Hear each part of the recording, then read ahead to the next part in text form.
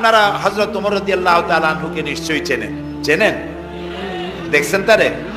আমরা কেউ দেখি নাই, কিন্তু তার কথা আমরা হাদিসে পড়েছি, ঠিক না ভাই? ইতিহাসে পড়েছি, হাদিসে পড়েছি। তিনি জাহিল ছিলেন, অজ্ঞ ছিলেন, মূর্খ ছিলেন। কতটা জাহিল হলে পরে একজন মানুষ আল্লাহর নবী হত্যা করতে আসতে পারে, চিন্তা করেন যে কত বড় জাহিল ছিলেন। কিছু পার্থিব সুযোগ সুবিধা লাভের জন্য, কিছু টাকা পয়সা উট পাবে, এই লোভের জন্য তিনি আল্লাহ রসুলকে হত্যা করতে এসেছিলেন। সেই হযরতে ওমর যখন এই কোরআনের কাছে আসলেন, তখন হযরত ওমর ছিলেন জিরো। কোরআন তারে কি বানায় দিল? নবী করিম সাল্লাল্লাহু আলাইহি সাল্লাম হেরা পাহাড় থেকে নেমে আসলেন আর হাতে আনলেন পরশ পাথর। এই কোরআনকে বলা হয় কিমিয়া, মানে পরশ পাথর। কি বলা হয়? পরশ পাথর। পরশ পাথরের খাসিয়াত কি? সেটা হলো এর সাথে যদি লোহা লাগে, লোহা সোনা হয়ে যায়, যদি পাথর লাগে, পাথর ডায়মন্ড হয়ে যায়। সুবহানাল্লাহ, সুবহানাল্লাহ। এই কোরআন হযরত ওমরকে কোথা থেকে কোথায় নিলেন, ইতিহাসের পাতা থেকে আপনাদের শোনাই। হযরত ওমর রাদিয়াল্লাহু তাআলা আনহু তখন মুসলিম জাহানের খলিফা, আমিরুল মুমিনিন, খলিফাতুল মুসলিমিন। সেই সময় হযরত আলী রাদিয়াল্লাহু তাআলা আনহু তিনি স্বপ্নে দেখছেন যেন তিনি রাসূলুল্লাহ সাল্লাল্লাহু আলাইহি সাল্লামের পেছনে ফজরের নামাজ আদায় করছেন। ফজরের নামাজ আদায় করে রাসূলুল্লাহর আদত ছিল এই যে পিছনের দিকে ফিরে বসতেন আর মাসনুন দোয়াগুলি রাসূলুল্লাহ দোয়া পড়তেন। সেই দোয়াগুলি সাহাবীরাও পড়তেন, রাসূলের শেখানো দোয়া। হযরত আলী ওই দোয়াগুলি পড়ে মসজিদ থেকে বেরিয়ে গেছেন। গেটের কাছে গিয়ে দেখেন যে একটা বুড়ি দাঁড়ানো আর হাতে একটা পাত্র ভরা খোরমা। বুড়ি বলছেন, আলী তুমি মসজিদের মধ্যে আবার ঢোকো, এই পাত্র ভরা খোরমাগুলি নিয়ে রাসূলের কাছে গিয়ে বলো যে এটি আমার, আমি একটা বুড়ি মেয়ে লোক, আমার নতুন বাগানের খোরমা, এটা যেন রাসূলুল্লাহ নিজে খান এবং সাহাবায়ে কেরামদের মধ্যে যেন ডিস্ট্রিবিউট করে দেন, তাতে করে আমার বাগানে খোরমায় বরকত হবে। হযরত আলী খোরমার পাত্র নিয়ে ঢুকলেন মসজিদে নববীর মধ্যে। রাসূলুল্লাহকে গিয়ে ঘটনা বললেন। নবী করিম সাল্লাল্লাহু আলাইহি সাল্লাম খোরমার পাত্র হাতে নিয়ে একটা খোরমা হযরত আলীর মুখের মধ্যে দিয়ে দিলেন। হযরত আলী রাসূলের দেওয়া খোরমাটি চিবোচ্ছিলেন। ইত্যাবসারে মসজিদে ফজরের নামাজের আজান হয়ে গেল। আজানে হযরত আলীর ঘুম ভাঙলো, কিন্তু রাসূলের দেওয়া খোরমার স্বাদ হযরত আলীর মুখের মধ্যে তখনও ছিল। হযরত আলী তাড়াতাড়ি করে উযু করলেন, মসজিদে নববীর মধ্যে ঢুকলেন। যে দেখেন ইমামের মুসাল্লায় কে দাঁড়ান? হযরত ওমর দাঁড়ান। নামাজ শেষ করে হযরত ওমর পিছনের দিকে ফিরেছেন, মাসনুন দোয়াগুলি পড়ছেন। হযরত আলী দোয়াগুলি পড়ে বেরিয়ে গেছেন সকলের আগে। বেরিয়ে গিয়ে দেখেন গেটে এক বুড়ি দাঁড়ানো, হাতে এক পাত্র খোরমা। বুড়ি বলছেন, আলী এই খোরমাগুলি নিয়ে তুমি ভিতরে আবার ঢোকো, আমিরুল মুমিনিনকে বলো এগুলি আমার নতুন বাগানের খোরমা, তিনি খাবেন আর রাসূলুল্লাহর সাহাবীদের খাওয়াবেন, তাতে করে আমার নতুন বাগানের খোরমায় বরকত হয়ে যাবে। হযরত আলী দেখলেন স্বপ্নে যা দেখলাম তাই সাথে সাথে খেটে গেল। আশ্চর্য কথা, তিনি ভিতরে ঢুকলেন, হযরত ওমরকে পাত্রটা দিয়া ঘটনা শোনালেন। হযরত ওমর পাত্রটা হাতে নিয়ে একটা খোরমা হাত দিয়া উঠাইয়া হযরত আলীর মুখের মধ্যে দিলেন। হযরত আলী খোরমা চিবোচ্ছেন আর এক পর্যায়ে গিয়ে বললেন, ইয়া ওমর জিদনি তামরাতান উখরা, হে ওমর তুমি আমাকে আরেকটা খোরমা দাও, এ তো খুব ভালো জাতের খোরমা, খুব লজিজ, খুব মিষ্টি, তুমি আমাকে আরেকটা দাও। যদি আমারে একটার বেশি খোরমা দাও তো খোরমায় কম পড়বে না, পাত্রে যা আছে সবাই পাবে, দাও না আমাকে আরেকটা। হযরত ওমর রাদিয়াল্লাহু তাআলা আনহু বলছেন, ইয়া আলী লাউ আন্না রাসূলুল্লাহ সাল্লাল্লাহু আলাইহি ওয়াসাল্লাম যাদাক লাজিদনাক। ওয়া আলী স্বপ্নের ভিতরে রাসূলুল্লাহ যদি তোমাকে একটার বেশি খোরমা দিতেন, আমিও তোমারে একটার বেশি খোরমা দিতাম। হযরত আলীর চোখ গেছে ছানা বড় হয়ে। তিনি জিজ্ঞেস করছেন, ইয়া ওমর আহিয়া রুইয়া রাইতাহা আম হিয়া গায়বুন আমিত তালাআত আলাই। হে ওমর এটা কি তুমি আমার মতো স্বপ্নে দেখেছো না গায়েব থেকে তোমাকে জানানো হলো? তুমি কেমনে বুঝলা যে স্বপ্নের ভিতরে রাসূলুল্লাহ আমাকে একটা খোরমা দিয়েছিলেন? হযরত ওমর বলছেন, ইয়া আলী ওয়াল্লাহি মা হিয়া রুইয়া ওয়ালা গায়ব। হে আলী এটা স্বপ্ন নয় আর এটা আমাকে গায়েব থেকেও জানানো হয়নি। আসল ব্যাপার কি জানো? ওয়ালাকিন্নাল মুমিনা ইদা আখলাসা কলবাহু ইয়ারা বিনুরিল্লাহ। আসল কথা হলো একজন মানুষ যখন আল্লাহর খাঁটি গোলামে পরিণত হয়ে যায় তখন সে আল্লাহর সাহায্যেই দেখতে পায়। এখন দেখুন হযরত ওমর কোথায় ছিলেন আর আল্লাহ তাকে কোথায় এনে দিলেন। রাসূলুল্লাহ বলেছেন লা নবিয়্যা বা'দি ওয়ালা রাসূলা, আমার পরে নবীও হবে না, রাসূলও হবে না, কিন্তু আমার পরে যদি কেউ নবী হতেন আল্লাহ তাআলা ওমরকে নবী বানাই দিতেন। সুবহানাল্লাহি বিহামদি। এই হযরত ওমরকে অধপতনের অতল তলদেশ থেকে উঠাইয়া বিশ্বের দরবারে সর্বকালের জন্য পরিচিত করায় দিল যে জিনিস, তার নাম হচ্ছে এই কোরআন। নাম কি? কোরআন। আমরা যদি আমাদের ভাগ্যের পরিবর্তন চাই, আমরা কি ভাগ্যের পরিবর্তন চাই? বলেন চাই? ভাগ্যের যদি পরিবর্তন চাই তাহলে কোরআনের কারিমের কাছে আসতে হবে। কোরআনই পারে আমাদের ভাগ্যকে পরিবর্তন করে দিতে। নবী করিম সাল্লাল্লাহু আলাইহি সাল্লাম বলেছেন এটা হচ্ছে সেই কোরআন। এই কোরআন নিয়ে যখন আমি জেনেদের সামনে কোরআন তেলাওয়াত করেছি তখন জেনেরা একথা না বলে পারে নাই, ইন্না সামি'না কুরআনান আজাবা, আমরা একটা আশ্চর্য ধরনের কোরআন শুনেছি। আল্লাহর নবী বলেন জেনেরা আমার মুখে যখন তেলাওয়াত শুনলো তারা বলল ইন্না সামি'না কুরআনান আজাবা, আমরা এক আশ্চর্য ধরনের কোরআন শুনেছি। ইয়াহদি ইলার রুশদ ফাআমান্না বিহি, এমন কোরআন শুনলাম যে কোরআন আমাদেরকে সত্যের পথ দেখায়। আর কোরআন যখন শুনলাম আল্লাহর নবী বলেন জেনেরা ঈমান আনলো আর তারা পড়ে নিল লা ইলাহা ইল্লাল্লাহু মুহাম্মাদুর রাসূলুল্লাহ। সবাই পড়েন লা ইলাহা ইল্লাল্লাহ, লা ইলাহা ইল্লাল্লাহ, লা ইলাহা ইল্লাল্লাহ, লা ইলাহা ইল্লাল্লাহ, লা ইলাহা ইল্লাল্লাহ,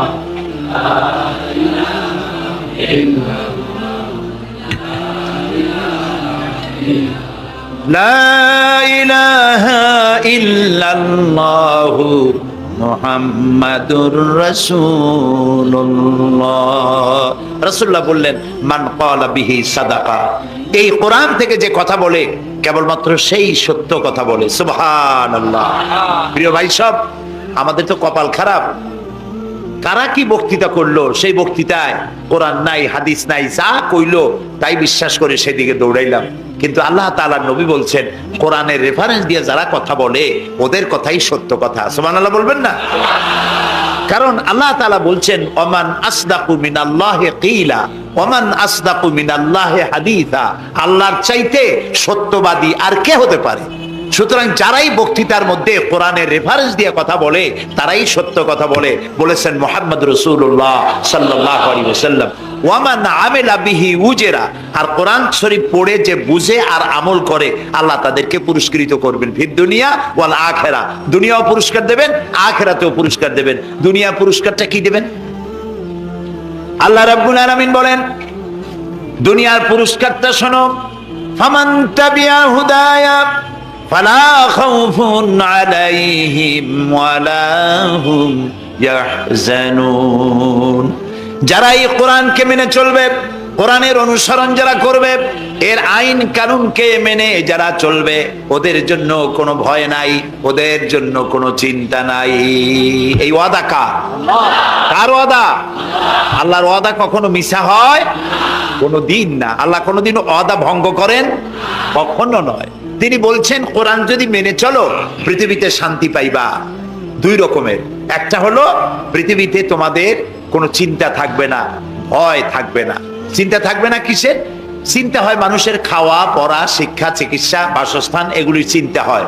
কোরআনের শাসন যদি চালু হয়, ওই যে স্লোগান একটু আগে আপনারা শুনলেন, আল্লাহর আইন চাই আর কি চাই?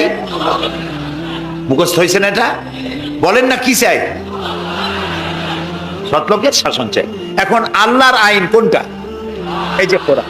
কোরআনের আইন যদি হয় আর সৎ লোক যদি ক্ষমতায় থাকে আর কোরআনের আইন যদি চালু হয়, চুরি, ডাকাতি, জেনা, ব্যভিচার, হত্যা, ধর্ষণ ওই সমাজে থাকবে না। সুবহানাল্লাহ। এই যে আমাদেরকে আজ এই কোন দেশ আমাদেরকে সন্ত্রাসী বলে, আসলে ওরা হলো সন্ত্রাসের দাদা। আমরা তো সন্ত্রাসী না। এই পৃথিবীতে মুসলমানরাই সব থেকে বেশি শান্তিপ্রিয়। এর চাইতে শান্তিপ্রিয় জাতি পৃথিবীতে আর নাই। সুবহানাল্লাহ বলি, আলহামদুলিল্লাহ বলি।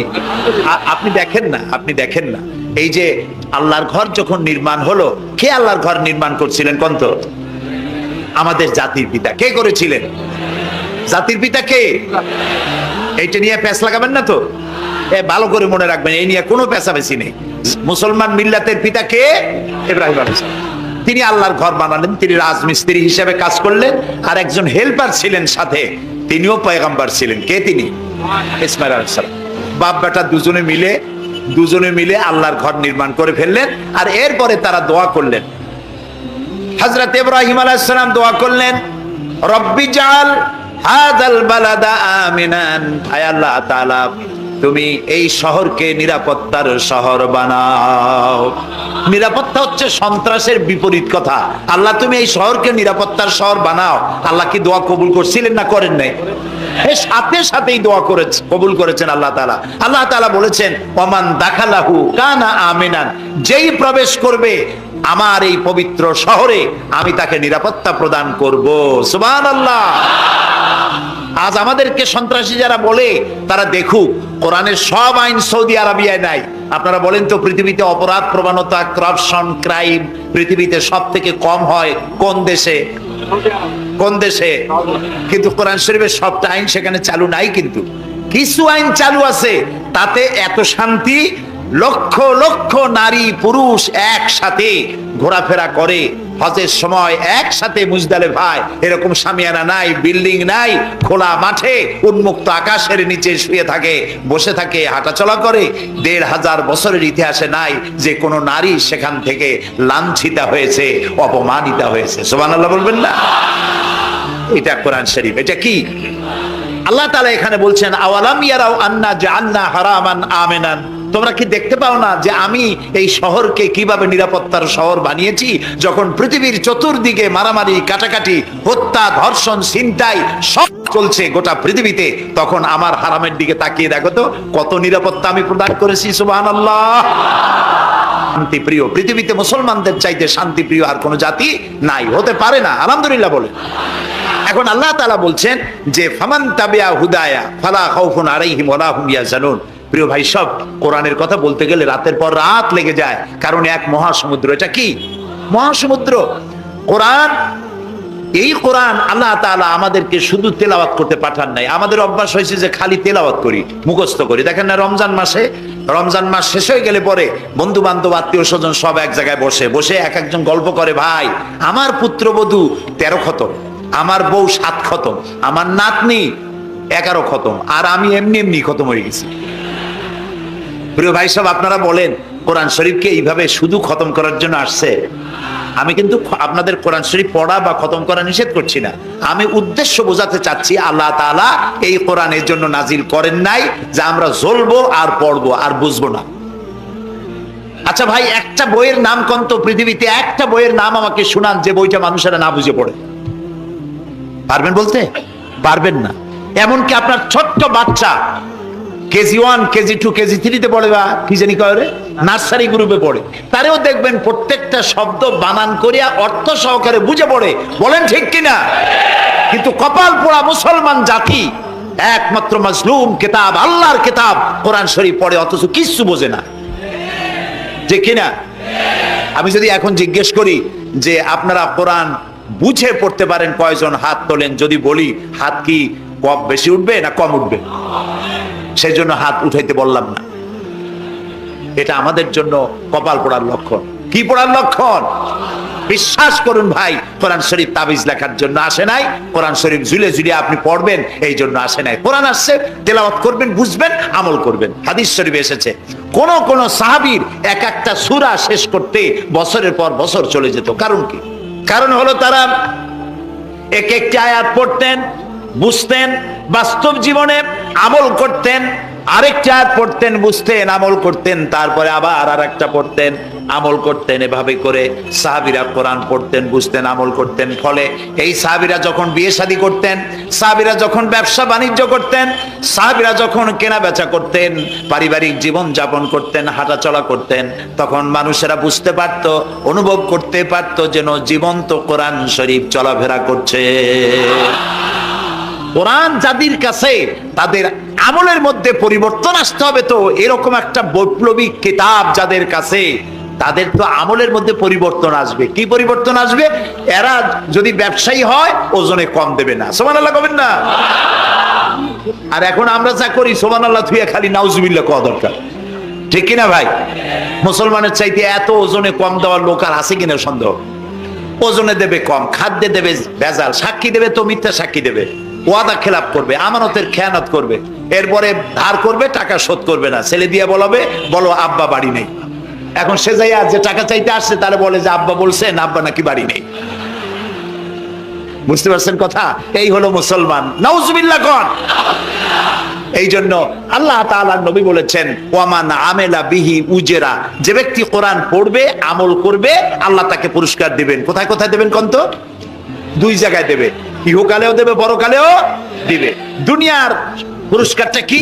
দুনিয়ার পুরস্কারটা হলো যে চিন্তা থাকবে না, আর কোনো ভয় থাকবে না। ভয় থাকবে না কিসের? ভয় থাকবে না যেই সমাজে কোরআন মানা হবে, যেই সমাজের আইনের উৎস হবে কোরআন, ওই সমাজের মধ্যে চুরি, ডাকাতি, জেনা, ব্যভিচার, হত্যা, ধর্ষণ থাকবে না। কাজে ভীতি শূন্য, সমৃদ্ধিপূর্ণ, নিরাপত্তাপূর্ণ একটি সুন্দর সমাজ উপহার দেবে এই কোরআন। সুবহানাল্লাহ। সেই কোরআন আমরা তাবিজ বানাইছি, এটারে গোলাইয়া, এই কোরআন শরীফের পাতা লিখিয়া, তারপরে কি জানি কয়, পানির মধ্যে দিয়ে গোলায়া, এগুলি খাওয়া হয়, মাদুরের মধ্যে ঢুকাইয়া গলার মধ্যে ঝুলানো হয়। দেখেন এই বাংলাদেশে যেসব কোরআন শরীফ ছাপা হয়, এই সব কোরআন শরীফের দুরবস্থা। এটা আছে কিনা আমি জানি না, আলহামদুলিল্লাহ এটা নাই। কোন কোন কোরআন শরীফ যে বাংলাদেশে ছাপা হয়, সেগুলিতে লেখা থাকে সূরায়ে মায়েদার নকশা, সূরা ইউসুফের নকশা, সূরায়ে বনি ইসরাইলের নকশা। এই নকশা লিখা গলায় ঝুলাইলে পেটে ব্যথা ভালো হবে, ওই নকশা ঝুলাইলে মেয়ের বিয়ে হবে তাড়াতাড়ি, এই নকশা ঝুলাইলে যে মেয়েকে পছন্দ করো বিয়ে করতে পারবা তাড়াতাড়ি। নাউজুবিল্লাহ কর। নকশার মধ্যে আছে কি? নকশার ভিতরে আছে 1293, 1711, 513 হাবি জাবি কতগুলো নাম্বার দিয়া, তারপরে লাল কালি দিয়ে দাগ দিয়ে দিয়ে ধান্দাবাজি করা। এরপরে ওই ধান্দাবাজি তাবিজের কোনায় কোনায় লেখে ইয়া জিব্রাইল, ইয়া মিকাইল, ইয়া ইসরাফিল, ইয়া আজরাইল। উপরে লেখে ইয়া বদুহ, নিচে লেখে ইয়া বদুহ। আমি একজন তাবিজ লেখককে জিজ্ঞেস করলাম, ভাই ইয়া আজরাইল ইয়া মিকাইল তো বুঝলাম, ইয়া বদুহ কি? কয়ে হুজুর আমি নিজেও বুঝি না বদুহ কি। এই হলো তাবিজ। এই তাবিজ লেখার জন্য আল্লাহ তাআলা কোরআন নাজিল করেন নাই। কথা কি বুঝে আসছে? তাবিজের জন্য আসে নাই, তদবিরের জন্য আসে নাই, শুধু পড়ব এজন্য আসে নাই। কোরআন এসেছে বোঝার জন্য, তেলাওয়াতের জন্য, বোঝার জন্য, কোরআন অনুযায়ী জীবন গড়ার জন্য। আল্লাহর নবী তাই বলেন, ওয়ামান আমেলা বিহি উজরা, কোরআন শরীফ যে পড়বে আর আমল করবে, দুনিয়ায় শান্তি দেওয়া হবে, আখিরাতেও পুরস্কৃত করা হবে। আখিরাতের পুরস্কারটা কি? নবীজি বলেছেন, মান ক্বারাআল কুরআনা ফাস্তাজহারাহু ফাহাল্লা হালালাহু ওয়া হাররামা হারামাহু আদখালাহুল্লাহুল জান্নাহ ওয়া শাফাআহু ফি আশরাতিন মিন আহলি বাইতিহি কুল্লুহুম কাদ ওয়াজাবাত লাহুন নার। সাদাকান নবী সাল্লাল্লাহু আলাইহি ওয়াসাল্লাম। নবী করিম সাল্লাল্লাহু আলাইহি ওয়াসাল্লাম বলেছেন, যে ব্যক্তি কোরআন পড়লো, বুঝলো, আর কোরআনের হালালকে হালাল জেনে চললো, হারাম থেকে বিরত থাকলো, আর কোরআনের আইনকে প্রতিষ্ঠিত করার আন্দোলনে শরীক হলো, সুবহানাল্লাহ গণ। এরকম লোককে আল্লাহ তাআলা কিয়ামতের দিন জান্নাত দান করবেন, সুবহানাল্লাহ। ওয়ামান আমেলা বিহি উজরা ওয়ামান হাকামা বিহি আদালা, এই কোরআন শরীফ দিয়ে যে বিচার করবে, আল্লাহ তাআলা বলছেন সেই করবে কেবলমাত্র জাস্টিস, জাস্টিস, ইনসাফ কায়েম করতে পারবে, যে কোরআন দিয়ে বিচার ফয়সালা করবে। আমাদের দেশে এই যে কোর্ট কাছারি আদালত আছে, এই কোর্ট কাছারি আদালতগুলি কোরআন দিয়ে যদি বিচার করতেন, সেটা ইনসাফ হতো। যেহেতু ইনসাফ, আল্লাহর চাইতে ইনসাফগার আর কেউ নাই। আছে কি বলেন? না। এখানে ধরুন একজন মানুষ যদি একজনের একটা ঠ্যাং ভাঙে ফেলাই দিল, তাহলে বিচার কি হবে? ব্রিটিশ ল যেটা আছে, বাংলাদেশ পেনাল কোড যেটা আছে, এই পেনাল কোডে বলা হবে যে সলিমউদ্দিন ঠ্যাং ভাঙছে বসিরউদ্দিন, যে ভাঙছে তার জন্য শাস্তি এই হবে 6 মাসের জেল, 2000 টাকা জরিমানা করে দিবে। এখন আপনি বলেন, বিচার মাপে কি দিয়া? ইনসাফের প্রতীক কি? ইনসাফের প্রতীক দাড়িপাল্লা। এই দাড়ি পাল্লায় এখন আপনি ওজন দেন, ইনসাফ। ঠ্যাং ভাঙছে কার? সলিমুদ্দিন, তার ভাঙ্গা ঠ্যাং এক পাশে ধর, এক পাল্লা। আর বসিরউদ্দিন ভাঙছে ঠ্যাং, সেই কারণে তার 2000 টাকা জরিমানা আর 6 মাসের জেল আর এক পাল্লায় রাখেন। এবার দাড়ি ধরে টান দেন, সমান হবে? যদি 50,000 টাকা জরিমানা হয় আর 6 বছরের জেল হয়, তাও কি সমান হবে? হবে না। সমান হবে কি হলে? সমান হবে ওই সলিমুদ্দিন ভাঙ্গা ঠ্যাং এক পাল্লায় দাও, আর যে ভাঙছে তার নাম কি? বসিরউদ্দিন। সলিমুদ্দিন বসিরউদ্দিন কেউ যদি থাকে রাগ করবেন না, আমি একটা দৃষ্টান্ত দিচ্ছি। এখন ওই বসিরউদ্দিন ভাঙ্গা তারও একটা ঠ্যাং ভাঙ্গিয়া যদি এই পাল্লায় রাখেন, এখন যদি টান দেন, তাহলে সমান হবে কিনা বলে? এটা হচ্ছে কোরআন। এই কোরআন বলছে পায়ের বদলে পা, হাতের বদলে হাত, নাকের বদলে নাক, চোখের বদলে চোখ, জানের বদলে জান। সুবহানাল্লাহ। এটা ইনসাফ। এই ইনসাফ হচ্ছে কোরআনের দেওয়া ইনসাফ। সুতরাং আল্লাহ তাআলার নবী বলছেন ওয়ামান হাকামা বিহি আদালা, যে ব্যক্তি এই কোরআন দিয়ে বিচার ফয়সালা করবে, যে ব্যক্তি, যে পরিবার, যে সমাজ, তারা ইনসাফ কায়েম করতে পারবে। যেহেতু আল্লাহর চাইতে ইনসাফগার পৃথিবীতে আর কেউ নাই, আকাশেও নাই, জমিনেও নাই। রাসূলুল্লাহ বলছেন ওয়ামান দা ইলাইহি হুদিয়া ইলা সিরাতিল মুস্তাকিম, যে ব্যক্তি কোরআনের দিকে মানুষকে দাওয়াত দেয়, সেই একটি সহজ সরল রাস্তার দিকে দাওয়াত দেয়, যে রাস্তার শুরু পৃথিবী থেকে আর রাস্তার শেষ জান্নাতুল ফেরদাউসে গিয়া। সুবহানাল্লাহ। এটা হচ্ছে সেই কোরআন। আইয়ুহাল্লাযীনা আমানু হাল আদুল্লুকুম আলা তিজারাতিন তুনজিকুম মিন আযাবিন আলীম تؤمنون بالله ورسوله وتجاهدون في سبيل الله بأموالكم وأنفسكم ذلكم خير لكم إن كنتم تعلمون। হে বিশ্বাসীরা, তোমরা যারা ঈমান এনেছো, শোনো।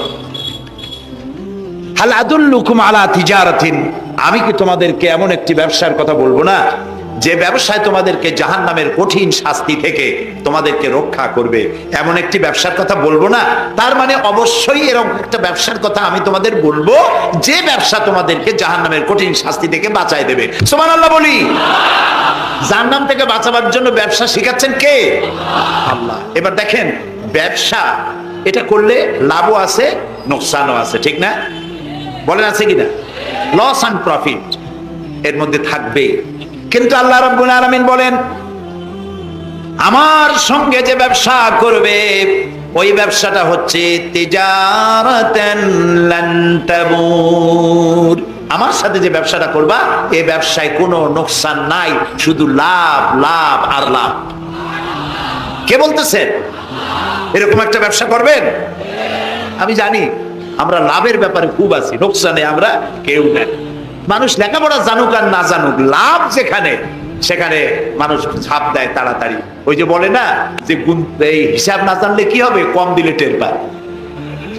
আমরা লাভ খুব ভালোই বুঝি, এই জন্য এটা কোরআনও নয়, হাদিসও নয়, একটি রূপক কথা। এক ব্যবসায়ী নেকে কিয়ামতের দিন হাজির করা হবে, ফেরেশতা তাকে বলবে যে আল্লাহর বান্দা, তোমার পাপ আর পুণ্য, ন্যাক আর বদ, এই দুটি সমান সমান হয়ে গেছে, 50-50। এখন কোন জায়গায় যাবা? কও বেহেশতে যাবা না দোজখে যাবা?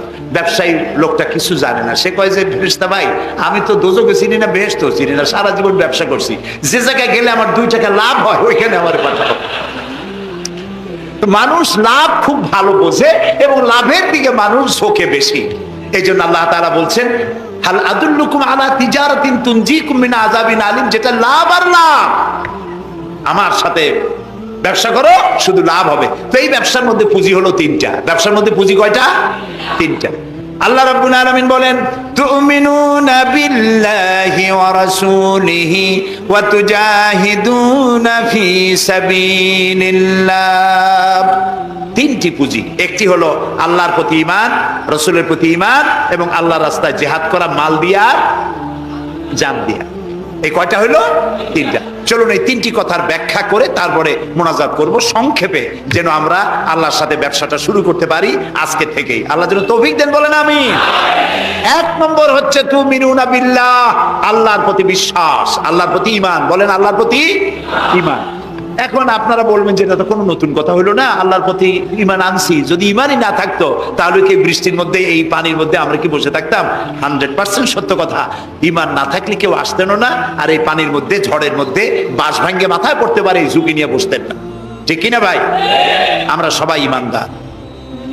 তবে আল্লাহর উপর ঈমান আনতে হলে 4টি শর্ত লাগে। কয়টি শর্ত? 4টি শর্ত ফুলফিল করলে আল্লাহর উপরে ঈমান এনেছি বলে প্রমাণিত হবে, নইলে আল্লাহ আছে একথা নুরা পাগলাও বলছে। নুরা পাগলার বলা আর আপনার আমার বলা এটা তো এক হওয়ার কথা না, ঠিক কিনা বলে? তা আল্লাহর উপর ঈমান আনতে হলে শর্ত কয়টা? 4টে। 1 নম্বরের শর্ত হলো আল্লাহর জাত সম্পর্কে স্বীকার করে নেওয়া, আল্লাহর অস্তিত্ব, আল্লাহ আছেন এটা মেনে নেওয়া। তো আল্লাহ আছেন এ ব্যাপারে আমাদের কোনো দ্বিমত নাই, ঠিক না? এবং কোরআনে কারীমের ছোট্ট একটি সূরায় আল্লাহ তাআলা তার নিজের জাত সম্পর্কে এভাবে বলেছেন, কুল হুয়াল্লাহু আহাদ। আমরা জানি না এই সূরা? পড়েন, কুল হুয়াল্লাহু আহাদ আল্লাহুস সামাদ লাম ইয়ালিদ ওয়া লাম ইউলাদ ওয়া লাম ইয়াকুল লাহু কুফুয়ান আহাদ। আল্লাহ তাআলা বলেন, বলো হে নবী আপনি বলুন, আল্লাহ এক এবং একক, তিনি কারো মুখাপেক্ষী নন, তিনি কাউকে জন্ম দেন নাই, তাকেও কেউ জন্ম দেয় নাই। দুনিয়া এই আকাশে এবং জমিনে তার সমকক্ষ কেউ নাই। তিনি এক, তিনি একক, তিনি ছিলেন, তিনি আছেন এবং তিনি থাকবেন। লাইসা কামিসলিহি শাইউন, তার মতো কেউ নাই। তবে প্রশ্ন ওঠে আল্লাহ আছেন কোথায়? এরকম একটা প্রশ্ন করা যেতে পারে, আল্লাহ কোথায় আছেন? বলতে পারবেন কোথায় আছেন? এটি নিয়ে বিভ্রান্তি আছে মানুষের মধ্যে। কেউ বলেন আল্লাহ সদা সর্বত্র বিরাজিত, সব জায়গায় তিনি আছেন। এই কথাটি সত্য নয়। আল্লাহর যদি সব জায়গায় থাকা লাগে তাহলে পৃথিবীর মধ্যে ভালো জায়গাও আছে, খারাপ জায়গাও আছে। আছে না খারাপ জায়গা? আমি সেসব জায়গার নাম নিলাম না, আপনারা বুঝে নেন। তাহলে আল্লাহ সব জায়গায় থাকলে এই কথা যদি সত্য হয় তাহলে এটি অত্যন্ত বেয়াদবিমূলক কথা, এ কথা ঠিক না। আল্লাহ আছেন কোথায়? আল্লাহ নিজেই বলছেন তিনি কোথায় আছেন। কোরআনে কারীমে রব্বুল আলামিন তিনি কোথায় আছেন একথা তিনি নিজেই বলে দিয়েছেন, আর রহমানু আলাল আরশি ইস্তাওয়া। আল্লাহ তাআলা আরশের উপরে আছেন, সুবহানাল্লাহি ওয়া বিহামদিহি। এবং প্রত্যেক রাত্রে তিনি শেষ রাত্রে প্রথম আকাশে আসেন, নবী করিম সাল্লাল্লাহু আলাইহি সাল্লাম বলেছেন। প্রিয় ভাই সব, তো আল্লাহ তাআলা সদা সর্বত্র বিরাজমান যে কথাটা বলা হয় এটা আক্ষরিক অর্থে ওরকম না, এটা ব্যাখ্যা সাপেক্ষে কথা। আল্লাহ সদা সর্বত্র সব জায়গা সম্পর্কে ওয়াকিফান, তিনি সব জানেন, সব দেখেন। তিনি সামিউন, তিনি বাসিরুন, তিনি দেখতে পান, তিনি শুনতে পান। আপনার আমার দেখার মধ্যে কোনো বাধা, প্রাচীর, অবস্ট্রাকশন কিছু একটা থাকতেই পারে। আল্লাহ দেখার মধ্যে কোনো বাধা নাই। অন্ধকার রাতেও দেখেন, কুয়াশাচ্ছন্ন হলেও দেখেন, মেঘের মধ্যেও দেখেন, তার দেখায় কোনো বাধা নাই, তার শোনায় কোনো বাধা নাই। এমনকি মহাসাগরের অতল তলদেশে ছোট্ট পাথরের গায়ে লাগানো একটি ছোট্ট পোকা, যাকে মাইক্রোস্কোপ যন্ত্র থাক ছাড়া দেখা যায় না, এমন ছোট্ট সূক্ষ্ম একটি পোকাও যদি, ক্ষুদ্রাতি ক্ষুদ্র একটি পোকাও যদি পেটের জ্বালায় অথবা ক্ষুধার জ্বালায় চিৎকার মারে, কেউ শুনতে পায় না। আরশের মালিক আল্লাহ রব্বুল আলামিন তা শুনতে পান। এ হচ্ছে আল্লাহ, তিনি সব শুনতে পান, সব দেখতে পান। তার জাত সম্পর্কে স্বীকার করে নেওয়া, মেনে নেওয়া, তিনি আছেন, তার শক্তি সহকারে তাকে মানা। আমরা যে কোনো জিনিস বিশ্বাস করি তার শক্তি সহকারে বিশ্বাস করি। বাতাসকে বিশ্বাস করি, প্রচন্ড বেগে বয়ে গেলে আমাদের মাথার উপরে যা আছে ভেঙে চুরে সব শেষ করি বলা, এভাবে বিশ্বাস করি। পানিকে বিশ্বাস করি, সে চুবায়ে মারতে পারে, ডুবায়ে মারতে পারে। পানি চুবানো ভিজানো এ শক্তি পানির আছে। আমরা আগুনকে বিশ্বাস করি, জ্বালিয়ে পুড়িয়ে ছাই করে দিতে পারে, এভাবে আগুনের শক্তি সহকারে বিশ্বাস করি। সাপকে বিশ্বাস করি, বাঘকে বিশ্বাস করি, দংশন করলে, থাবা মারলে কাম সারা। পয়জনকে বিশ্বাস করি, খাইলে পরে মরে যেতে পারি, শক্তি সহকারে বিশ্বাস করি, ঠিক না? এখন আল্লাহরে বিশ্বাস করি, এই কথা শুধু বললেই হবে না, আল্লাহকে বিশ্বাস করতে হবে তার গুণ সহকারে। সেই জন্য 4টি শর্তের 1 নম্বর শর্ত হলো আল্লাহর অস্তিত্বকে মানা। 2 নম্বরের শর্ত হচ্ছে আল্লাহর গুণাবলীকে স্বীকার করা, মেনে নেওয়া। আল্লাহর গুণাবলী কি? কোরআন শরীফে আল্লাহর অনেকগুলি নাম আছে। আল্লাহ এ হচ্ছে ইসমে জাত। আল্লাহ এটা কি? ইসমে জাত, আসল নাম কি? আল্লাহ। বলেন সবাই, আল্লাহ নয় কিন্তু, আল্লাহ এটা অশুদ্ধ, বলার সময় মুখটা গোল হয়ে যাবে। আল্লাহ। বলেন সবাই, আল্লাহ। কি মধুর নাম, সুবহানাল্লাহ, সুবহানাল্লাহ। আল্লাহ নিজেই বলেছেন ওয়ালাহুল আসমাউল হুসনা, আল্লাহ রয়েছে সুন্দর সুন্দর নাম। 99টি নামের কথা কোরআনে কারিমে আল্লাহ তাআলা নিজেই বলেছেন, সুবহানাল্লাহ। এখন ওই নামগুলিকে বলা হয় সিফাতি নাম, অর্থাৎ গুণবাচক নাম। এই গুণ সহকারে তাকে স্বীকার করতে হবে। তিনি রাজ্জাক, খেতে দেওয়ার মালিক কে? আল্লাহ। তিনি রব, সৃষ্টি করেন। তিনি খালেক, তিনি স্রষ্টা। তিনি রব, তিনি প্রতিপালনকারী। তিনি রহমান, তিনি দয়ালু। তিনি রহিম, তিনি রহমান, তিনি দাতা। রহিম, তিনি দয়ালু। অর্থাৎ প্রত্যেকটা নামের এক একটা শব্দ অর্থ আছে এবং সেই অর্থ সহকারে বিশ্বাস করতে হবে তাকে। এই বিশ্বাস যদি আমরা করতে পারি তাহলে শিরক থেকে আমরা বাঁচতে পারবো। সুবহানাল্লাহ বলেন। আচ্ছা বলেন তো, সন্তান দেওয়ার মালিককে, সন্তান না দেওয়ার মালিককে, হায়াতের মালিককে, মওতের মালিককে, খেতে দেওয়ার মালিককে, কষ্ট দেওয়ার মালিককে, কষ্ট থেকে বাঁচাবার মালিককে, সবকিছুর মালিককে এইভাবে আমরা কি বিশ্বাস করি? না, সবাই করি না। যারা বলেছেন আমিও বিশ্বাস করি, হ্যাঁ বিশ্বাস আমাদের থাকতে পারে, কিন্তু অনেক লোক আছে এভাবে বিশ্বাস করে না বলেই বিবাহ করেছে, সন্তান হয় না। তখন শাহ আলী বাগদাদি রহমতুল্লাহ আলাইহির মাজারে গিয়া সেখানে বসে তার ওই মাজারের কাছে গিয়ে চাইলো আমারে সন্তান দাও, খাজা বাবা সন্তান দাও। অথবা হাইকোর্টের মাজারে বৃহস্পতিবার দিন গিয়ে ভিড় করলো, বাবা সন্তান দাও, অথবা মামলায় পড়েছি বাঁচায় দাও, পরীক্ষা দেবে ছেলে পাস করায় দাও, ইত্যাদি। বলে না এরকম? বলে না? জায়েজ নাই, একদম জায়েজ নাই। কাকে বলতে হবে? আল্লাহর নবী বলেছেন ওয়াইদা সালতা ফাসআলিল্লাহ, কিছু বলতে চাইলে আল্লাহরে বলো। ওয়াইজা সালতা ফাসআলিল ওয়াইজা ইসতাআনতা ফাসতাইন বিল্লাহ, সাহায্য যদি চাও আল্লাহর কাছে সাহায্য চাও। আমরা সূরা ফাতিহার ভিতরে প্রত্যেক নামাজের প্রতি রাকাতেই বলি ইয়্যাকা না'বুদু ওয়া ইয়্যাকা নাস্তাঈন। আল্লাহ তাআলা একমাত্র তোমার ইবাদত করি আর একমাত্র তোমারই কাছে সাহায্য কামনা করি। হযরত ইব্রাহিম আলাইহিস সালাম আমাদের জাতির পিতা। একটু আগে আমরা বলছি না সবাই, ইব্রাহিম আলাইহিস সালামকে আগুনে, এটারে এদিক ফিরিয়ে দিল কে? ইব্রাহিম আলাইহিস সালামকে আগুনে যখন ফেলে দেওয়া হচ্ছিল তখন হযরত জিবরাইল এসে বলছিলেন আমার কাছে সাহায্য চাও ইব্রাহিম, আমি তোমারে আগুন দিয়ে বাঁচায় দেব। এই যে ইব্রাহিম আলাইহিস সালামের কাছে তাকে সাহায্য দেওয়ার জন্য বলা হলো, এটা কি ঘোরাঘুরি করে? এই মাইকের হর্ন ঘুরান কেন? যেমন ছিল ওই দিকে দিয়ে দেন, আমারে শোনায় তো লাভ নাই। প্রিয় ভাই সব, ইব্রাহিম আলাইহিস সালামকে জিবরাইল বললেন আমার কাছে সাহায্য চাও। ইব্রাহিম আলাইহিস সালাম সাহায্য চাইছিলেন? বলেন চাইছিলেন? হযরত ইব্রাহিম বলেছেন জিবরাইল আমি কেন সাহায্য চাইব তোমার কাছে? আমি তো এমন কোন অন্ধ আল্লাহর ইবাদত করি না যিনি তার নিজের চোখে তার গোলামের দুঃখ দুর্দশা দেখতে পান না। আল্লাহ কি দেখছেন না যে আমি বিপদে পড়ছি? আমি তোমার কাছে কেন সাহায্য চাইবো?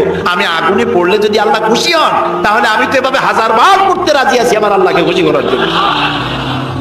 এটা হলো আল্লাহর প্রতি বিশ্বাস এবং আল্লাহর কাছে চাওয়া। চাইতে হবে কার কাছে? আমি বিপদে পড়ছি বলবো কারে? আমি অশান্তিতে আছি বলবো কারে? আমার অভাব আছে বলবো কারে? সব অবস্থায় আল্লাহকে বলতে হবে। দেখুন আমাদের জাতির পিতা ইব্রাহিম আলাইহিস সালামের কথা এ কোরআন শরীফে আল্লাহ তাআলা বলে দিয়েছেন। তিনি কি বলেছেন? হযরত ইব্রাহিম বলেছেন আল্লাযী হুয়া ইউতঈমুনি ওয়া ইয়াসকিন, আমি যখন ক্ষুধার্ত হই আল্লাহ আমারে খাওয়ান, আমি যখন তৃষ্ণার্ত হই আল্লাহ আমারে পান করান। ওয়া ইযা মারিদতু ফাহুয়া ইয়াশফিন, আমি যখন অসুস্থ হই আল্লাহ আমারে রোগ মুক্ত করেন। সুবহানাল্লাহ। আইয়ুব আলাইহিস সালাম 18 বছর রোগ ভোগ করলেন, কষ্ট পাইলেন, তিনি সাহায্য কার কাছে চাইছিলেন? ইউনূস আলাইহিস সালামের মতো বিপদে এই পৃথিবীর কোন মানুষ এত বড় বিপদে পড়ে নাই। মাছে তারে গিলে ফেলল, পানির অতল তলদেশে মাছ চলে গেল, মাছের পেটে দরজা নাই, জানালা নাই, ভেন্টিলেটর নাই, মাথা গলাইয়া কোন রকম বাইর হবে এমন কোন পথ নাই, বাঁচার কোনো উপায় নাই। হযরত ইউনূস আলাইহিস সালাম যখন মাছের পেটের ভিতরে বিরাট বিপদে পড়ে গেলেন। হযরত ইউনূস আলাইহিস সালাম সাহায্য কার কাছে চেয়েছিলেন বলুন? তিনি বললেন, আল্লাহ তাআলা তার ঘটনা কোরআন শরীফের মধ্যে এভাবে বর্ণনা করেছেন, ওয়াদান্নুর ইয যাহাবা মুগাদিবান ফাযান্না আন লান নাকদিরা আলাইহি ফানাদা ফিয যুলুমাতি আন লা ইলাহা ইল্লা আনতা সুবহানাকা ইন্নী কুনতু মিনাজ জালিমিন। আল্লাহ শোনাচ্ছেন, ও পৃথিবীর মানুষেরা শোনো, ইউনূসকে যখন মাছে গিলে ফেললো, সে তখন ত্রিবিধ ফানাদা ফি যুলুমাত জমায় কাসির, ত্রিবিধ অন্ধকারের ভেতর থেকে তিনি চিৎকার মারলেন। রাতের অন্ধকার, মাছের পেটের অন্ধকার, পানির অন্ধকার, এই ত্রিবিধ অন্ধকারের মধ্য থেকে ইউনূস আলাইহিস সালাম চিৎকার মারলেন, লা ইলাহা ইল্লা আনতা, আয় আল্লাহ তুমি ছাড়া কোনো ইলাহা নাই, সুবহানাকা, আমি তোমার প্রশংসা করছি। আয় আল্লাহ তাআলা, আমি আমার নফসের উপরে জুলম করেছি, আমার উপরে আমি জুলম করেছি। আল্লাহ তাআলা এই চিৎকার শুনেছিলেন, শুনেছেন? হযরত ইউনূস আলাইহিস সালাম মাছের পেটের ভিতরে বসে যেই চিৎকার মেরেছিলেন কেউ শুনতে পায় নাই। পানির ভিতরে কেউ শোনে নাই, জমিনে কেউ শোনে নাই, অন্তরিক্ষেও কেউ শুনতে পায় নাই। আল্লাহ রাব্বুল আলামিন বলেন, আমি আরশের মালিক ইউনূসের চিৎকার আমি শুনেছি, শুধু শুনি নাই, জবাবও দিয়ে দিয়েছি। আস্তাজাবনা লাহু ওয়া নাজ্জাইনাহু মিনাল গাম্মি ওয়া কাযালিকা নুজিল মুমিনিন। আমি ইউনূসের ডাকের সাড়া দিয়া দিলাম, বিপদ থেকে বাঁচাই দিলাম। মাছের পেটের ভিতরে যন্ত্রণা শুরু হয়ে গেল, মাছ দেখলো বমি না করলে আর বাঁচবো না, এমন অবস্থা মাছের হয়ে গেল। মাছ পেটের ব্যথার জ্বালায় বেশি উঠলো, কেনারায় চলে গেল। ইউনূস আলাইহিস সালামকে বমি করে ফেলে দিল, মাছও বাঁচলো, ইউনূস আলাইহিস সালামও বাঁচলেন। আল্লাহ তাআলা বলেন, শুধু ইউনূস রে নয়, ওয়া কাযালিকা নুজিল মুমিনিন, আমার মুমিন বান্দারা যদি বিপদে পড়ে, এরকম বিপদে যদি পড়ে যায় আর আমারে যদি ডাকে, আমি আল্লাহ রাব্বুল আলামিন এই বিপদ থেকে, যত বড় বিপদ হোক, আমি আল্লাহ বাঁচায় দেব। আল্লাহ বিপদ থেকে বাঁচাবেন, আর আমি মুসলমান বিপদে পড়েছি, মাজারে গিয়া চাইলাম, নাউযুবিল্লাহ। বিশ্বাস করুন ভাই, বিশ্বাস করুন, কবরের ভিতরে যিনি শুয়ে আছেন, যত বড় পীর হোক, যত বড় খাজা বাবা হোক, আপনাকে সাহায্য তিনি করতে পারবেন না, পারবেন না, পারবেন না। একটু কমন সেন্সের কাছে অ্যাপিল করি, সাধারণ বিবেকের কাছে আপনাদের, যারা এই যে দেখুন হযরত শাহজালাল রাহমাতুল্লাহ আলাইহি সিলেটে শুয়ে আছেন, বলুন তো তার মাতৃভাষা কি? আরবি। তিনি ইয়েমেন থেকে এসেছেন। বাগেরহাটে শুয়ে আছেন হযরতে খান জাহান আলী রাহমাতুল্লাহ আলাইহি, তার মাতৃভাষা ছিল আরবি। হযরতে খাজা মঈনুদ্দিন চিশতি রাহমাতুল্লাহ আলাইহি শুয়ে আছেন আজমিরে, তার মাতৃভাষা আরবি। আমরা বাংলাদেশ থেকে, এই দেশ থেকে কোনো লোক গেল সিলেটে, গেল বাগেরহাটে অথবা বাগদাদে চলে গেল, এইসব বড় বড় আল্লাহর ওলিদের মাজারে গিয়ে বাংলা ভাষায় বলল, বাবা আমি তো বিপদে পড়ে আসছি, নির্বাচনে দাঁড়াইছি, আমি যেন জিততে পারি। অথবা দেখেন না, মাজার দিয়ে শুরু করে সবাই। অথবা যাই বললো যে আমার বিয়ে করেছি 15 বছর, বাচ্চা হয় না, আমার একটা বাচ্চা। অথবা মামলায় পড়েছি, আমার একটু জিতায় দাও, ব্যবসা করি, এত টাকা লস দিতে দিতে শেষ হয়ে গেছি। বাবা আপনি বললেন কোন ভাষায়? শাহজালাল খুব বুঝলেন, বড় পীর সাহেব খুব বুঝছেন। তাহলে আপনার 1 নম্বর ফায়ার মিস হয়ে গেল, মিস ফায়ার। আচ্ছা, 2 নম্বর কথা হলো, যার কাছে আপনি চাইলেন তিনি ওখানে ঘুমন্ত আছেন না চেতনা আছেন, এ ব্যাপারে আপনার কোনো গ্যারান্টি আছে, নিশ্চয়তা আছে? আপনি যখন দোয়া করতেছিলেন তখন উনি চেতনা না ঘুমে? যদি ঘুমায় থাকেন তাহলে 2 নম্বর মিস ফায়ার। আপনি যা চিল্লাইলেন উনি কিছুই শুনলো না। 3 নম্বরে, কবরে যে শাহজালাল রাহমাতুল্লাহ আলাইহি অথবা মঈনুদ্দিন চিশতি রাহমাতুল্লাহ আলাইহি, আল্লাহর ওলিরা, যত বড় বড় ওলি আল্লাহ আছেন, যার কাছে আপনি বিশ্বাস করেন ওলি হিসেবে, উনি যে কবরে আছেন তার নিশ্চয়তা কোথায়? কবরে তো নাও থাকতে পারেন, কারণ আল্লাহ তাআলার 2টা জায়গা আছে করা।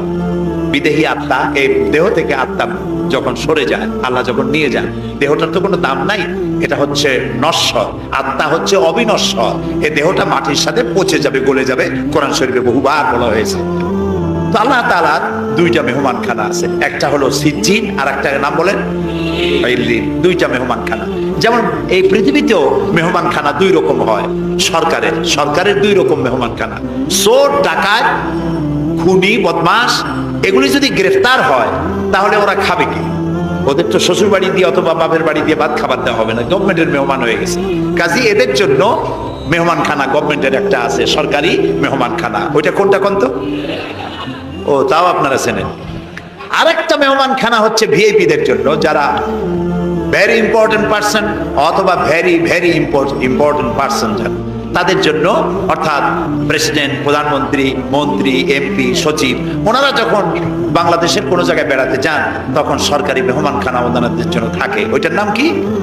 সার্কিট হাউস, ডাক বাংলা ইত্যাদি, রেস্ট হাউস, এগুলি তার জন্য থাকে। তো পৃথিবীর মানুষের জন্য শ্রেণীভেদে যদি এ ধরনের মেহমানখানা থাকে, তো যারা নাকি দুনিয়া থেকে মারা যাবে ওদের জন্য আল্লাহর মেহমানখানা থাকতে নাই? আছে। এবং সেটা আগেই বলেছি, যারা জাহান্নামে যাবে ওদেরকে রাখা হবে সিজ্জিন নামক একটা মেহমানখানা আছে, ওখানে তারা থাকবে। আর যাদেরকে আল্লাহ জান্নাতে নিবেন, তো বিচারের আগে তো জান্নাতে নিবেন না, তাদেরকে ইল্লিন নামক সার্কিট হাউস জাতীয়, এই জাতীয় একটা ভালো জায়গায় আল্লাহ তাআলা তাদের রাখবেন।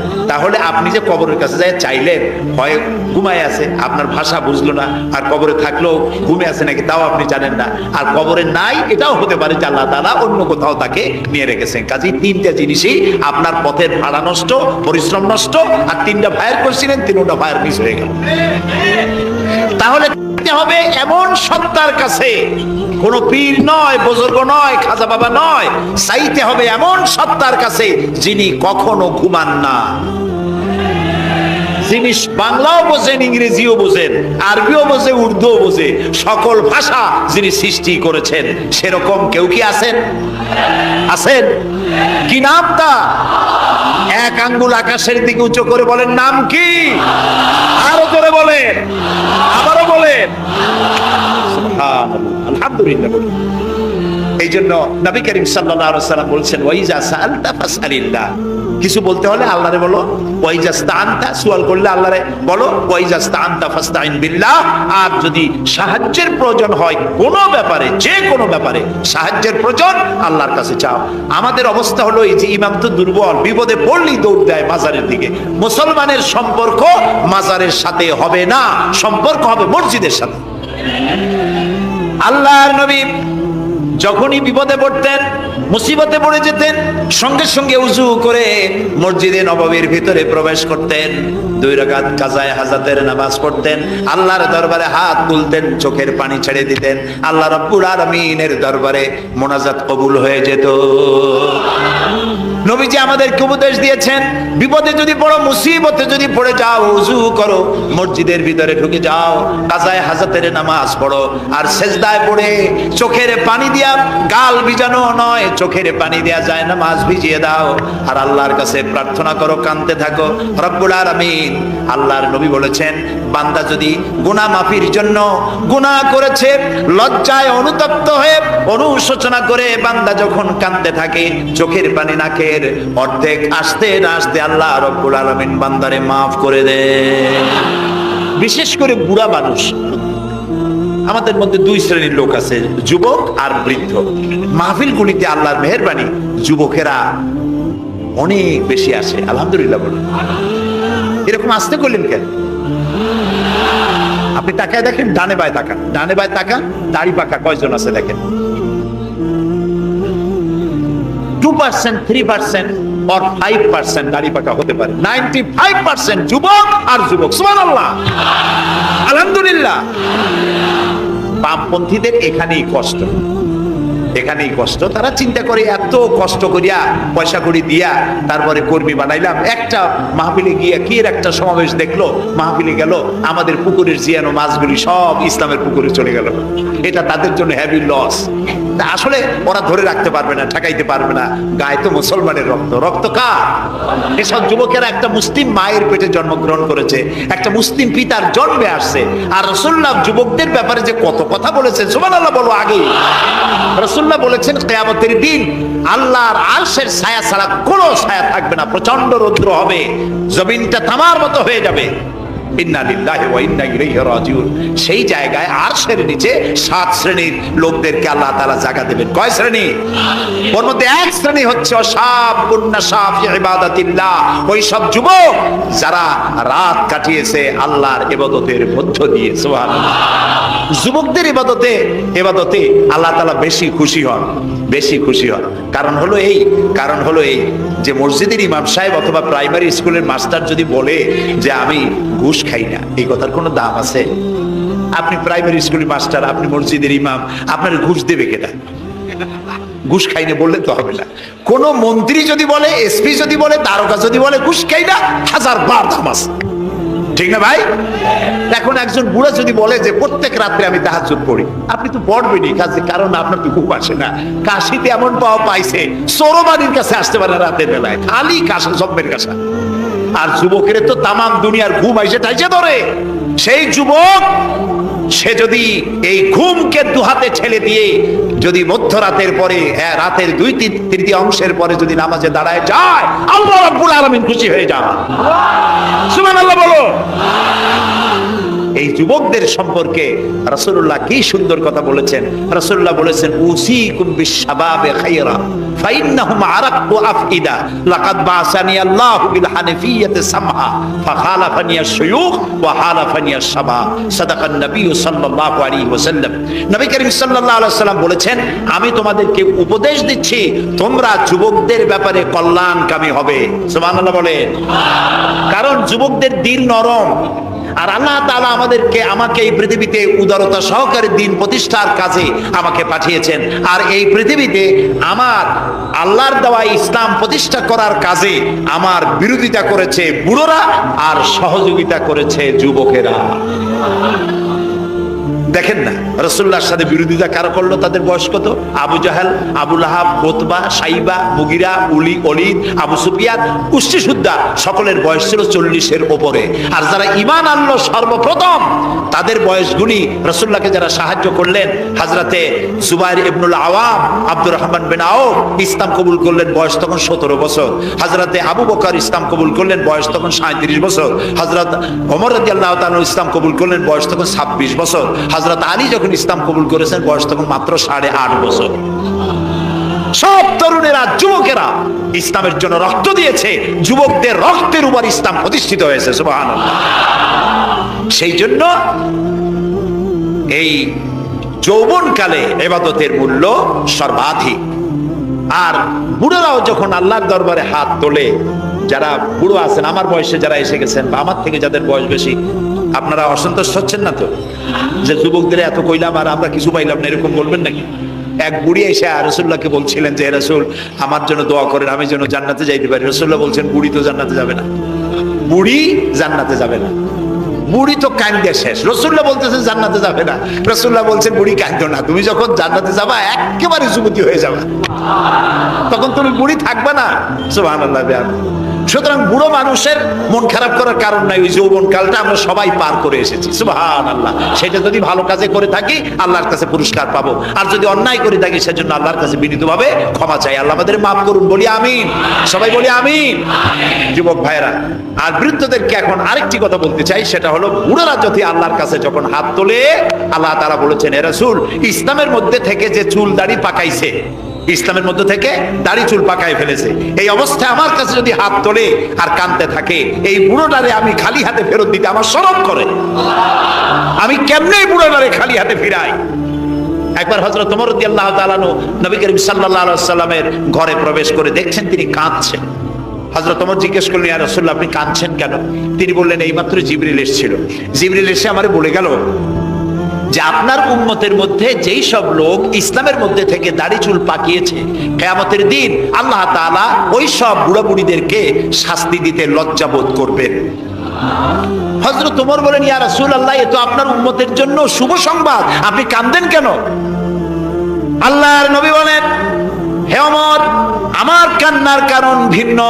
আমার কান্নার কারণ হচ্ছে আমার লজ্জা করে, আমার লজ্জার অনুভূতিতে আঘাত লাগে এই ব্যাপারে যখন আমি চিন্তা করি। যে আল্লাহ রাব্বুল আলামিন যেই বুড়াদেরকে কিয়ামতের দিন শাস্তি দিতে লজ্জা বোধ করবেন, সেই বৃদ্ধ মানুষগুলো আল্লাহর সাথে নাফরমানি করতে লজ্জা বোধ করে না। এই জন্য এই দুঃখে এই লজ্জা আমি কান্দি। বয়সের একটা সীমা থাকা উচিত, যে আপনি কোন পর্যন্ত পাপ করবেন। বুড়া হয়ে গেছে, তারপরও মদ খায়, তারপরে জেনা, ব্যভিচার, শয়তানি, বদমাশি, এগুলি কি? দাড়ি চুল পাকা এগুলি কি? এগুলি আগে পাকতো না কারো। পৃথিবীতে সর্বপ্রথম দাড়ি আর চুল পেকেছে হযরত ইব্রাহিম আলাইহিস সালামের। এর আগে কারো দাড়ি চুল পাকে নাই। ইব্রাহিম আলাইহিস সালাম প্রশ্ন করলেন আল্লাহর কাছে যে আল্লাহ তাআলা এটা কি হলো আমার? আল্লাহ তাআলা বললেন এটা হচ্ছে ওয়াকার, এটা মর্যাদা, তোমার সম্মানকে বাড়িয়ে দেওয়া হলো। তো দাড়ি চুল পাকলে সম্মান বাড়ে। এই দাড়ি চুল পাকলো, এগুলি সিগন্যাল, সংকেত। দাড়ি পাকছে, সংকেত দেওয়া হলো তুমি কিন্তু বয়সের প্রান্তে এসেছো। চোখে কম দেখো, আর একটা সিগন্যাল মৌতের, আর একটা সিগন্যাল খাইয়া হজম করতে পারো না, আর একটা সিগন্যাল তুমি ঘুমাইতে পারো না, রাতের বেলা ঘুম আসে না, আর একটা সিগন্যাল দাঁড়াতে পারো না, কোমর ব্যথা করে, আর একটা সিগন্যাল। একটার পর একটা সিগন্যাল আসতেছে, 1 নম্বর 2 নম্বর, ডেঞ্জার সিগন্যাল নাম্বার 10। তারপরেও হুঁশ হয় না মানুষের। নাউযুবিল্লাহি মিন যালিক। আল্লাহ তাআলা আমাদের হুঁশে আসার তৌফিক দান করুন, আমরা বলি আমিন। প্রিয় ভাই সব, খুব লম্বা করা যাবে না। 2 নম্বরে বলছিলাম আল্লাহর গুণাবলীর উপরে বিশ্বাস। 3 নম্বরে আল্লাহর কুদরত, আল্লাহর ক্ষমতায় বিশ্বাস। আল্লাহরে বিশ্বাস করি, এই কথার দাম নাই। দাম হবে 4টা শর্ত পূরণ করলে। কয়টা শর্ত? 3 নম্বরে আল্লাহর ক্ষমতা। 3 নম্বরে কি? আল্লাহর ক্ষমতা কি? আল্লাহর ক্ষমতা হচ্ছে রাতকে দিন বানান, দিনকে রাত বানান, জীবিতকে মৃত্যু করেন, মৃত্যুর ভিতর থেকে জীবন দান করেন, সাগরকে নগর বানান, নগরকে সাগর বানান। তিনি মরুভূমিতে ঝর্ণা, মরুভূমির ভিতরে পানির প্রস্রবণ চালু করে দিতে পারেন, মরা গাছে ফুল ফুটায় দিতে পারেন। শুধু 2টা অক্ষর কুন বলেন হও, আর সঙ্গে সঙ্গে হয়ে যায়। আল্লাহ তাআলা বলেছেন ফাআলুন লিমা ইউরিদ, যা খুশি তিনি তাই করতে পারেন। সুবহানাল্লাহ বলে। এই মাত্র কয়েক মাস আগে সুনামি কি হয়েছিল? এইটা যদি হয় সুনামি, তাহলে কুনামি কি আল্লাহ জানে। সুনামি হইল মালয়েশিয়া, ইন্দোনেশিয়া, মালদ্বীপ, শ্রীলঙ্কা, ইন্ডিয়া, থাইল্যান্ড, এই উপকূলীয় এলাকায় সুনামি। মাত্র 1.5 মিনিটের সুনামিতে জলকম্পন আর পানি কম্পনে 2.5 লক্ষ মানুষ শেষ, আর 1 লক্ষ মানুষের কোনো খোঁজ নাই। প্রায় 3.5 থেকে 4 লক্ষ মানুষ দুনিয়া থেকে বিদায় হয়ে গেল 1.5 মিনিটের মধ্যে। আর সমুদ্রের পানি 33 থেকে 35 ফিট উঁচু হয়ে পানি এসে নগর, গাড়ি বাড়ি ভেঙে চুরে পাতার মতো, শুষ্ক পাতার মতো সব উড়িয়ে ভাসিয়ে শেষ করে দিল। সুবহানাল্লাহ। আবহাওয়াবিদরা বলেছেন, বিজ্ঞানীরা বলেছেন, এটা নাকি ভারত মহাসাগরের অতল তলদেশে যেখানে মাটি, ওই মাটিরও কয়েক কিলোমিটার নিচে ফাটল ধরেছে। সেই ফাটল ধরে কি দিকে করিয়া জমিনে কম্পন লাগলো, পানিতেও কম্পন লাগলো। আমাদের এই যে ঢাকায় সকালবেলায় যারা মর্নিং ওয়াক যারা করেন, রমনা লেকের পাশ দিয়ে হাঁটতেছে, হঠাৎ পিছনে পানি মারছে, দেখে যে সকলের পিছনে পানি মারে কে, তাকায় দেখে রমনা লেকের পানি উথাল পাথাল খেয়ে গেছে। ভূত না যে জুতা মুতা ফালাই ধুয়ে দিছে। তো পানির মধ্যে যে কম্পনটা বাংলাদেশে হলো, এই কম্পনটা যদি মাটিতে হতো, তাহলে এই অপরিকল্পিত বানানো শহর ভেঙ্গে চুরে ভর্তা হয়ে যেত। আল্লাহ শুকরিয়া আদায় করি যে আল্লাহ তাআলা দয়া করে আমাদের গরিব দেশটাকে হেফাজত করেছেন। বলেন আমিন। আল্লাহ তাআলা, আমরা পাপী, আমরা হাজারবার স্বীকার করি আমরা পাপী, আমরা গুনাহগার, আমরা অপদার্থ, আমরা অযোগ্য তোমার বান্দা হওয়ার। তুমি এই গরিব মুসলমানদের এই দেশটাকে দয়া করে আসমান এবং জমিনি সব বালা মুসিবত থেকে হেফাজত করো আল্লাহ তাআলা। প্রিয় ভাই সব, আল্লাহ তাআলার ক্ষমতাকে বিশ্বাস করতে হবে। আর 4 নম্বরে আল্লাহর হুকুম এবং আহকামকে মানতে হবে। আল্লাহর আদেশ আর নিষেধ মানতে হবে, তা না হলে মুসলমান হওয়া যাবে। যা যা আদেশ করেছে, যদি প্রশ্ন করা হয় মুসলমান কারে বলে, তাহলে আমি 1 লাইনে বুঝাই দিই মুসলমান কারে বলে। ব্যাখ্যা দেওয়া যাবে সারা রাত, কিন্তু ব্যাখ্যা দেওয়ার জরুরত নাই। 1 লাইনে বুঝাই দিই মুসলমান কারে বলে। মুসলমান সেই ব্যক্তি এই কোরআনের মধ্যে আল্লাহ যা যা আদেশ করেছেন সব মানে, আর যা যা নিষেধ করেছেন তার থেকে বিরত থাকে। রাসূলুল্লাহ যা যা আদেশ করেছেন তা মানে, যা যা নিষেধ করেছেন তার থেকে বিরত থাকে। যে ব্যক্তিটা করে তার নাম মুসলমান। বুঝে আসছে? তার নাম কি? মুসলমান। এই যে কি বলে, আমেরিকায় গত জুমার দিন এক মহিলা ইমামতি করলো মসজিদে, একজন কইলো সুবহানাল্লাহ। এটা সুবহানাল্লাহ কোন কথা? এটা নাউজুবিল্লাহ। কোন জায়গায় কি দোয়া পড়া লাগবে তাও একটু জানিয়ে শুনিয়া তারপরে সেগুলি বলা দরকার। প্রিয় ভাই সব, মহিলারা ইমামতি করতে পারে না, জায়েজ নাই, বিধান নাই। কোরআন হচ্ছে কমপ্লিট, নতুন করে কোনো কথা বান্দার জন্য বলার কোনো দরকার নাই, সব আল্লাহ বলে দিয়েছেন। সুবহানাল্লাহ। আল্লাহ তাআলা এই কোরআনের মধ্যে বলেছেন, আল ইয়াউমা আকমালতু লাকুম দীনাকুম ওয়া আতমামতু আলাইকুম নি'মাতি ওয়া রাদিতু লাকুমুল ইসলাম দীনা। আমি আজ এই ইসলামকে একটি পূর্ণাঙ্গ জীবন ব্যবস্থা হিসেবে কমপ্লিট করে দিলাম এবং এটার উপর আমি সন্তুষ্ট হলাম। কে বলেছেন? আল্লাহ তাআলা বলেছেন কমপ্লিট, নতুন করে কিছু করার দরকার নেই। আমাকে একদিন জিজ্ঞেস করলো যে মেয়ে লোকের পিছনে নামাজ যে পড়া, মেয়ে লোক যে ইমামতি করতে পারবে না, এটা কোরআন শরীফের কোন আয়াতে আছে এবং হাদিসের কোন হাদিসে আছে যে মেয়ে লোক ইমামতি করতে পারবে না? তা আমি বললাম যে আগে আমার এই কথার জবাব দেন, আপনারটার জবাব পরে দিক, আমার কথার জবাব আগে দেন। মাগরিবের নামাজ কয় রাকাত পড়ি? ফরজ 3 রাকাত। 4 রাকাত পড়া যাবে না, এটা কোরআন শরীফের কোন আয়াতে আছে, কোন হাদিসে আছে? ফজরের নামাজ ফরজ কয় রাকাত?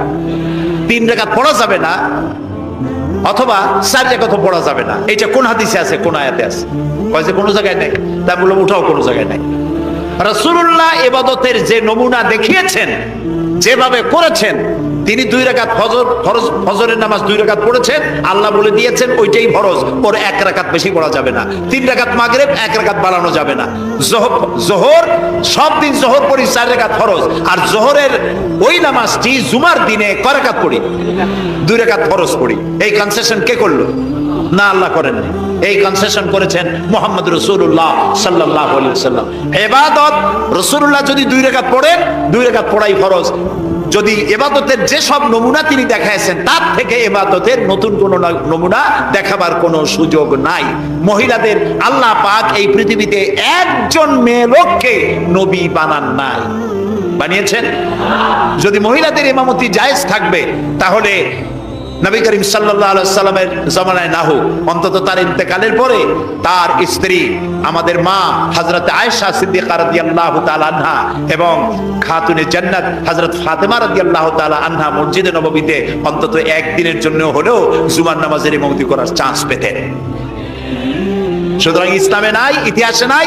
এগুলি হচ্ছে ইসলামের বিরুদ্ধে পরিচালিত যত ষড়যন্ত্র বর্তমান যুগে শুরু হয়েছে, এটাও তার আরেকটি ষড়যন্ত্র ইসলামের বিরুদ্ধে।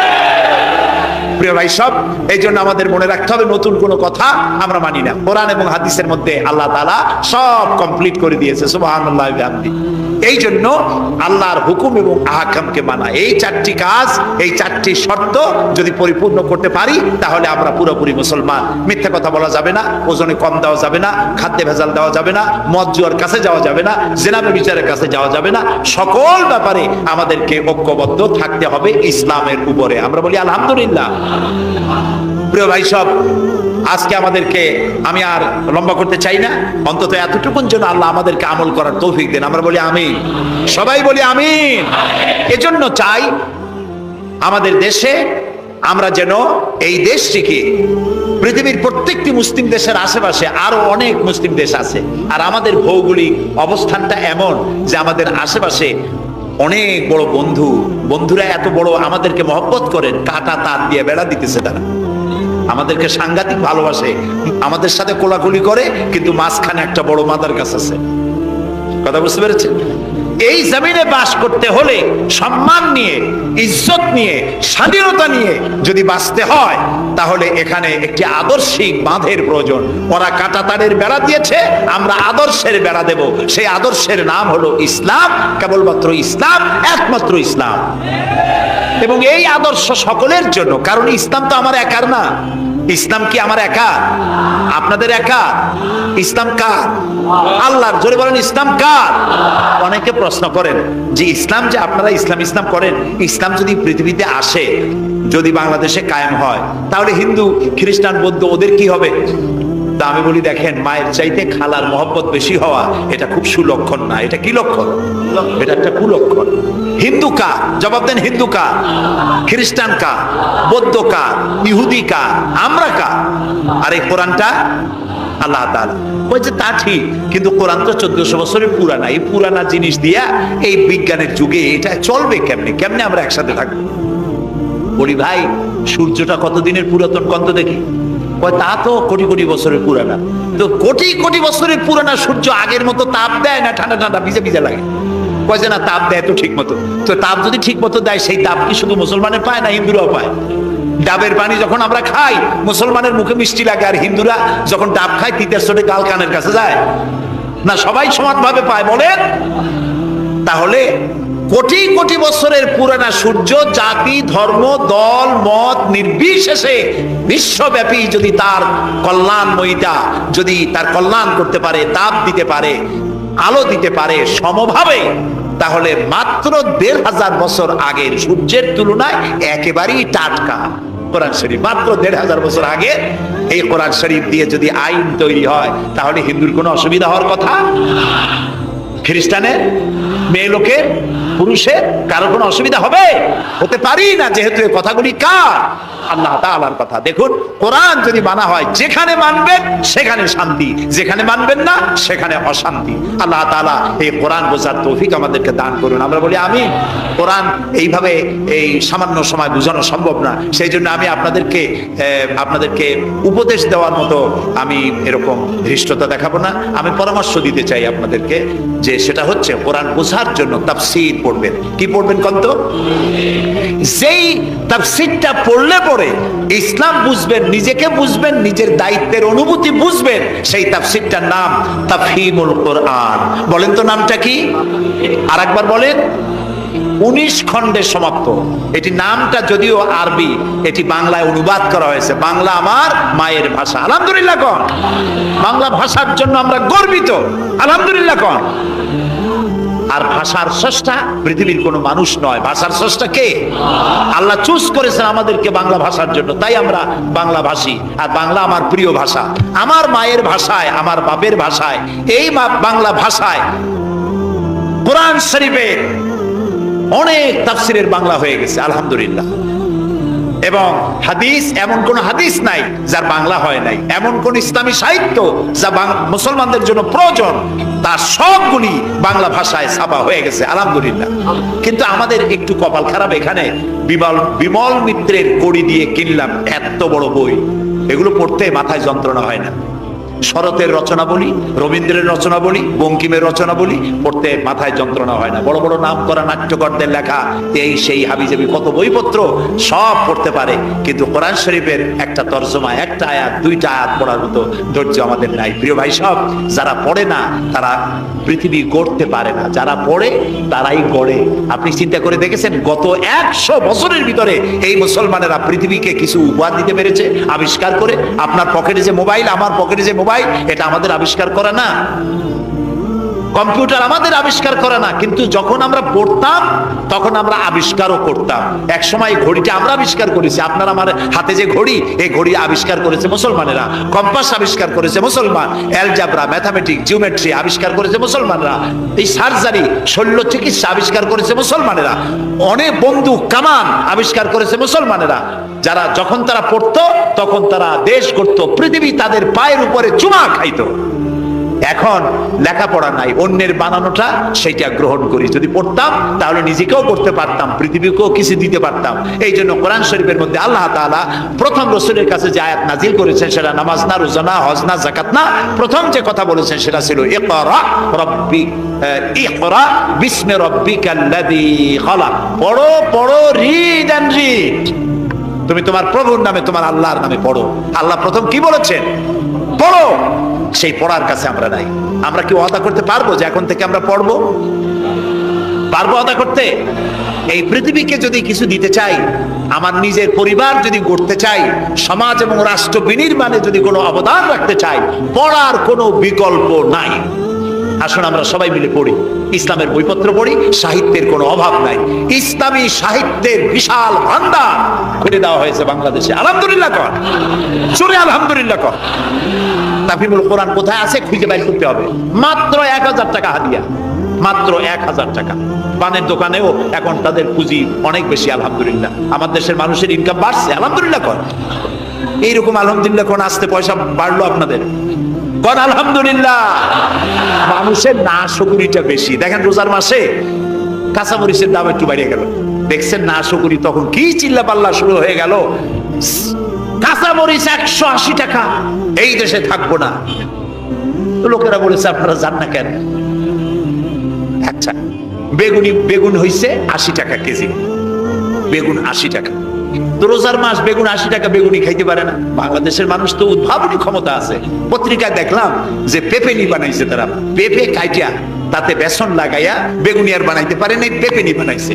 তো দেখলাম যে নোবেল, এই ভাজা পোড়ার উপরে যদি নোবেল পুরস্কারের কোনো ব্যবস্থা থাকতো তাহলে বাংলাদেশ নোবেল পুরস্কার পাইতো পেপেনি বানাইয়া। বেগুন হয়েছে 80 টাকা, সেই জন্য ঝগড়াঝাটি এক শেষ।